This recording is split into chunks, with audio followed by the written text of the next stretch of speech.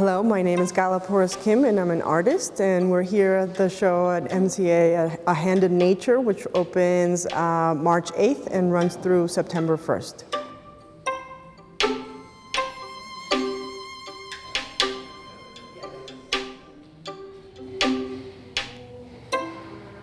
If I had to describe the show in a couple of words, it would be words that are in relationship to history and institutions, which would be decay, anxiety, conservation, practicality, limit.